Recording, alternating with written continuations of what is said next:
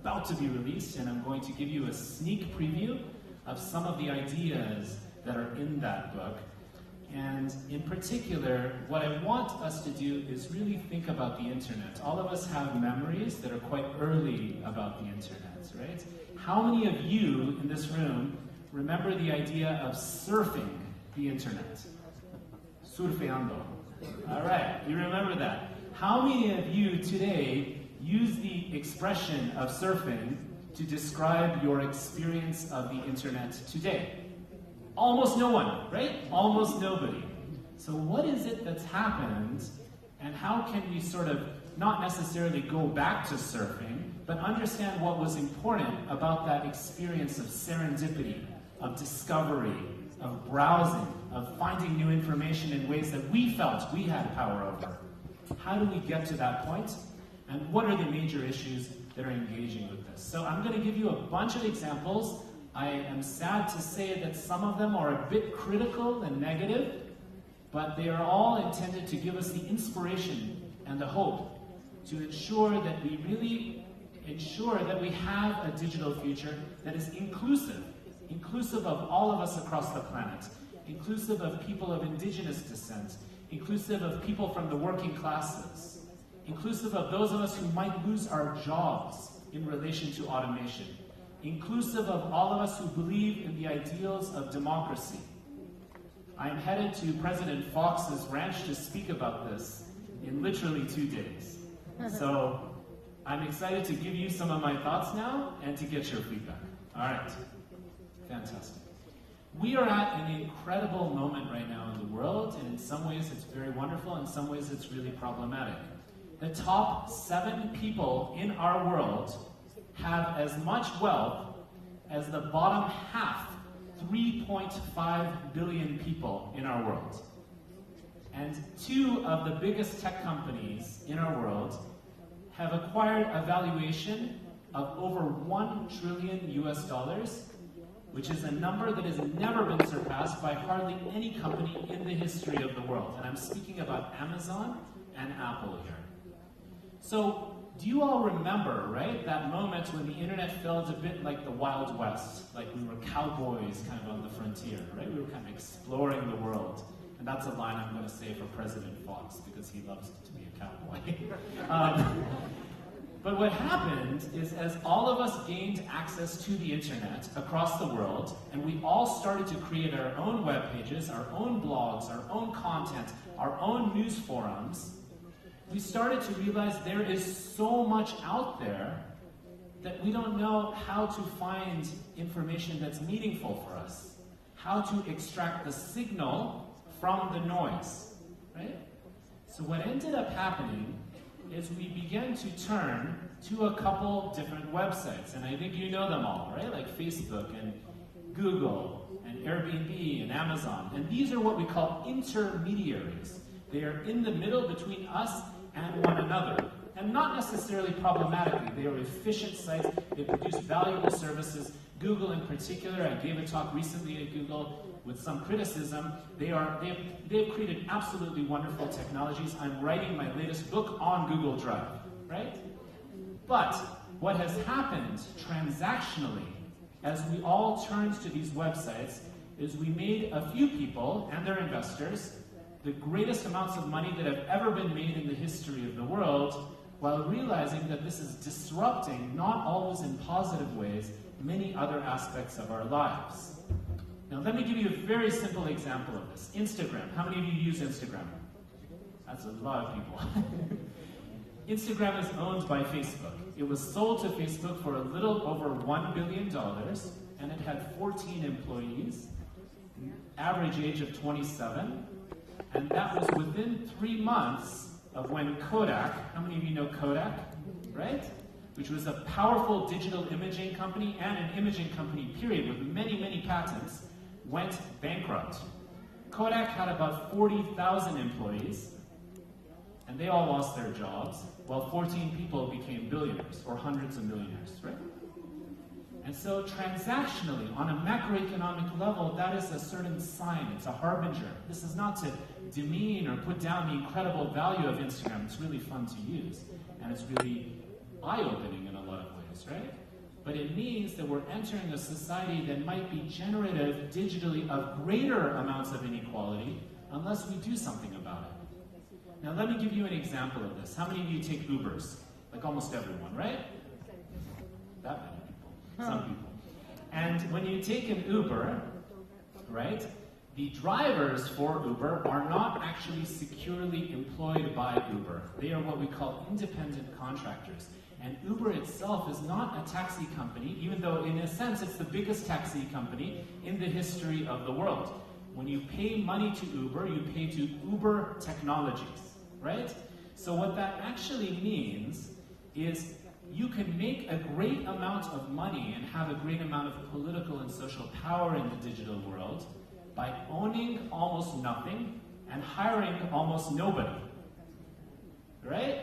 So when I stay in an Airbnb in Coyoacán, which I've done many times, I love Coyoacán, right here, and I stay in an Airbnb in Coyoacán, who am I renting the place from? Well, I'm renting it from a person and they're getting some money, but transactionally, Airbnb is making an incredible amount of money by simply being the place to connect us, right? And that adds value, but how much of that value is extractive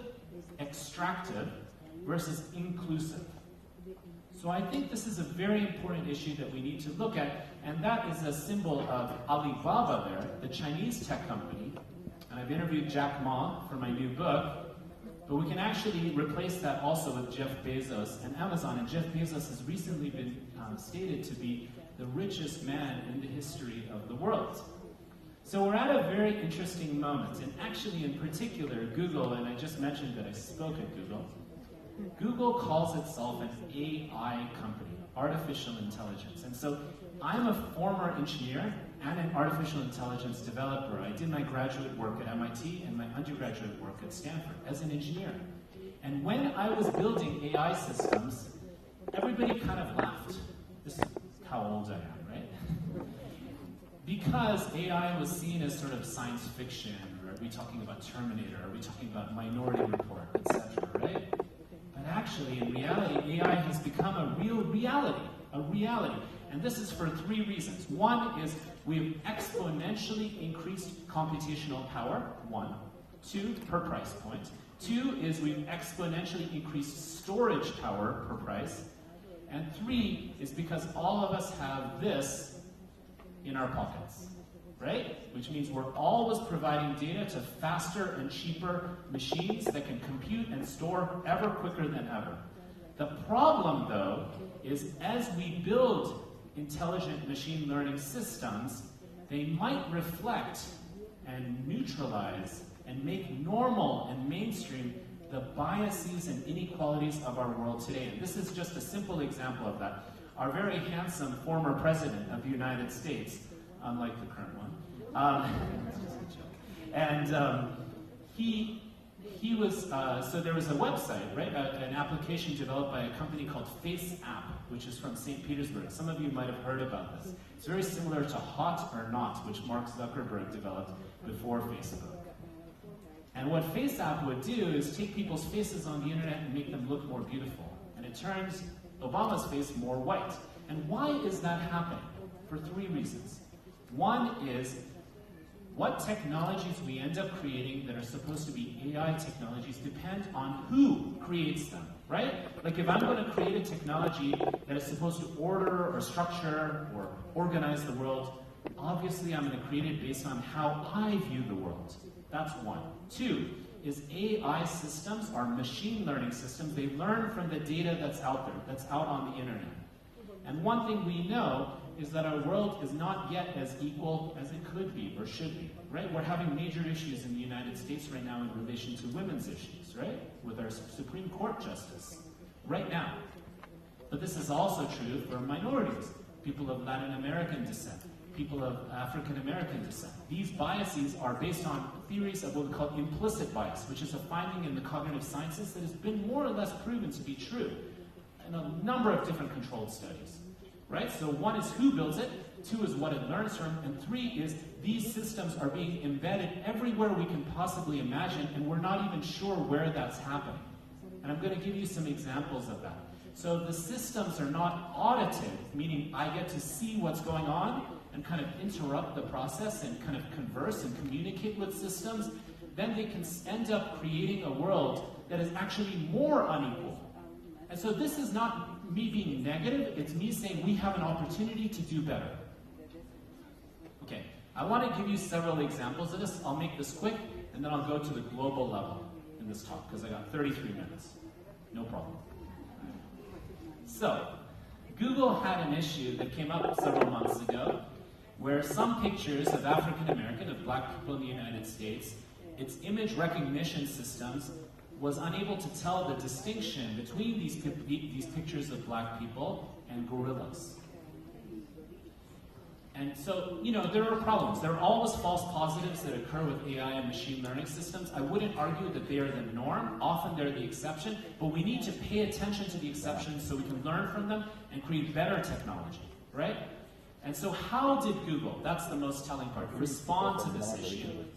And I talked to them directly about this, is they removed gorillas from their image recognition corpus, right? So that means you're not actually interrupting or intervening within the very systems that are creating these forms of bias.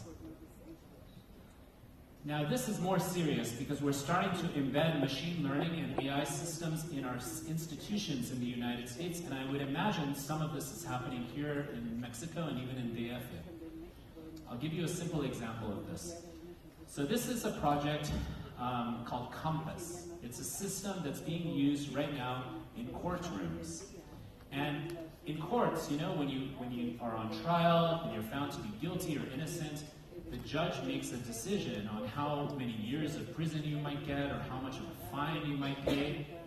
And part of that decision is made based on the judge's guess on the likelihood that you might commit a future crime. Remember that term, Future Crimes Institute from Minority Report? You all saw that movie, right? Tom Cruise? All right.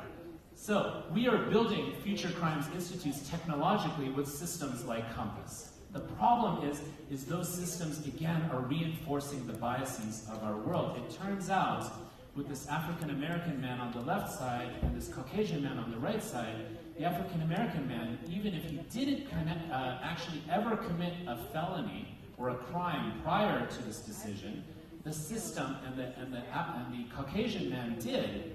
It turns out that the system judges him as having a much higher likelihood of committing a future crime, which means the sentence he will get from the court will be much worse. Do you all follow what I'm saying here?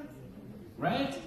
And why is that? Well, you could say, well, the system is racist or it's biased or whatever. No, it's far more implicit than that. The system is based on survey data that it asks these two individuals, and it actually asks them questions that are not directly about race. It asks them questions like, how often did one of your parents get in a fight in school?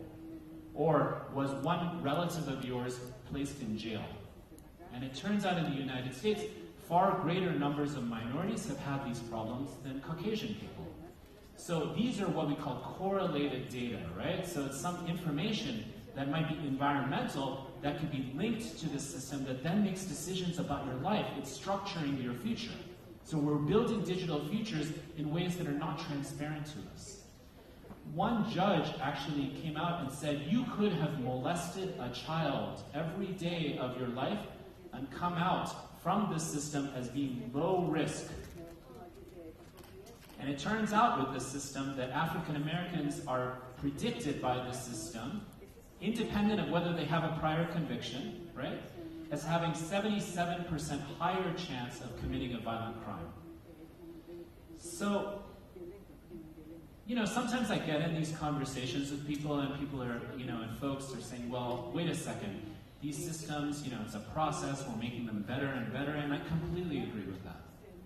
But then I also get the response when I raise these perspectives that, well, judges and people have racial bias. As people, we always have biases based on who we are. And I also have biases as a human being. And this is better than a racist judge or a judge who is against women or against Latino people, etc., right? But that's not the right question. The correct question should be not whether this is better than something that's already terrible, The question should be, what kind of digital world do we want to live in? And how do we ensure it's fair and equitable and balanced? So, in Los Angeles, where I live, I'm a professor at UCLA, as I mentioned. 1/3 of our Los Angeles Police Department precincts, meaning like offices, are using a machine learning system right now that's called predictive police PredPol. In 2 days, actually 2 days I'm going to President Fox's ranch, but in 4 days I'm going to be speaking in New York City on a panel with Eric Holder, who is the former Attorney General under President Obama, discussing this issue. And I'm writing about this in my new book.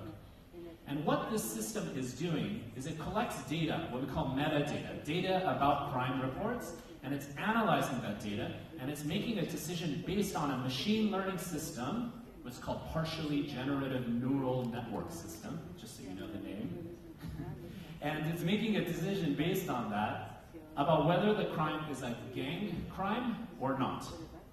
And it turns out when something is considered to be a gang crime, it's treated in a much different way by the police and the courts and policymakers and civic institutions than if it's not. But the problem is this system is simply analyzing data rather than the interpretation of even the police officer of the crime report. And so obviously this has gotten some criticism, not just by people like me, but one of the authors of this project and who released a paper is an engineer, right? So this is engineers who are trying to intervene into other aspects of society for business purposes. And one of the engineers, his name is Hao Chan, this was an article that was in The Guardian actually, when he was asked, you know, like, hey, couldn't this have biases? Shouldn't we be very careful about what we call gang or not? Shouldn't we intervene as humans to understand how these systems are making these decisions? He said, I'm just an engineer. But the problem is you can't just be an engineer if you're building systems that are going to determine the future in all of these different manners, right? You just can't do that. And I don't blame him for saying that, right? Like in a lot of my part of my life, in many parts of my life, I was just an engineer, and I am just an engineer. But to me, this means that we have to change the nature of our educational and employment institutions and create new jobs for people who can work with these kinds of technologies, right? Because a lot of jobs, we're estimating 30 to 40%, might be automated in the near future, in the next 20, 30 years. So let's think creatively.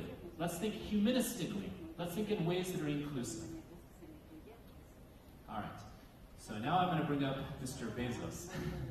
So this is a system that Amazon has developed, which we call recognition. And what this system is actually doing is it's being connected. It's a cloud-based facial recognition system. If you all aren't aware of this, facial recognition technology is being embedded in almost every technological platform imaginable. Facebook has invested heavily in facial recognition technology, and Amazon has as well. But what Amazon is doing is it's selling this technology to folks who work in the police, folks in the military, etc. So it means if you go to a protest or something like that, or if you go to a group meeting, I could simply have this technology connected to a camera. Maybe it's a camera connected to my body if I'm a police officer, and I could go like this, maybe even more, and I could within seconds be able to tell the identity of every single one of you that's here in this room. That's point one. But point two is it's not just being able to determine your identity, it's looking at your file, right? Your history, because it's built into a database. So it might say it recognizes this guy, Ramesh Srinivasan, when he's 40 years old, doing this and this and this, but it can connect it to stuff it identified me around when I was 18 years old. And I'd like to say that I'm different right now than I was when I was 18 years old. My wife may not agree with that, but I am 40 and not 18. The problem here is that, again, like all the other examples I've provided, there are false positives that occur. And it turns out that this system misidentified 28 members of the United States Congress as criminals based on cross-referencing facial information from databases of police mugshots. And I posted that on Facebook, and then everybody, like a lot of my friends, thought that was pretty funny. Because right now, I don't know if you know this, but in the United States, our Congress isn't particularly popular. But the problem was, and I bet a bunch of you can predict this, over 70% of the folks that were misidentified were African Americans in our Congress. Right?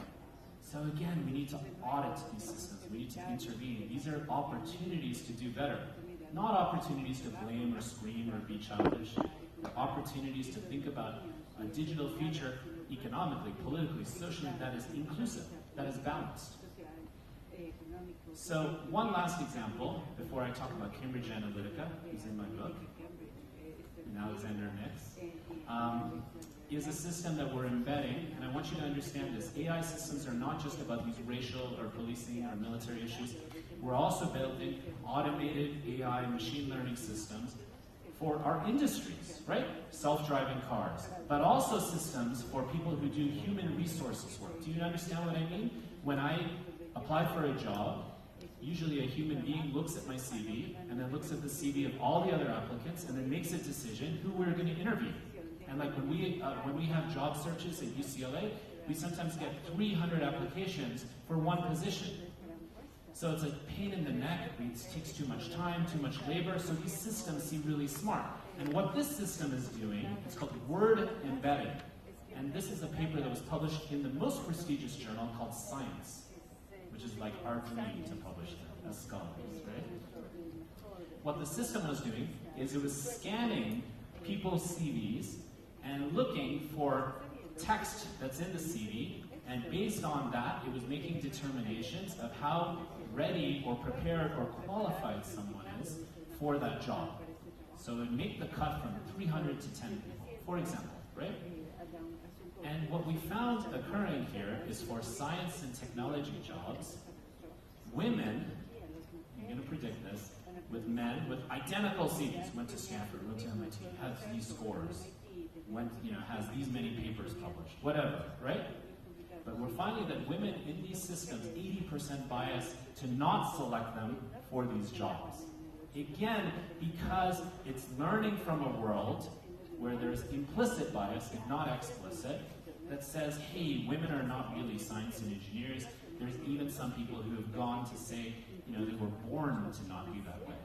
And my former president at Harvard, when I was a PhD student there, that's where I did my PhD, Lawrence Summers, who was Obama's economic advisor, actually made a statement to that effect when I was a PhD student. So these are biases that exist in society, and the problem with bias is even if there might be some truth to the bias, it blocks our future from thinking about what's better, right? When you think something is biased, you kind of accept it in many cases. And so we can't do that with these technological systems because they're being deployed everywhere imaginable, and almost none of us have any idea where. The only reason I know these things is because I have a lot of friends that are journalists, and I'm paying close attention to this and researching this for my new book, my third book. So now I want to turn to how these sorts of issues of an asymmetry, of understanding, of transparency, of accountability, of literacy, of power over design in technology, about data, how that's influencing our political systems. And I want to give you the example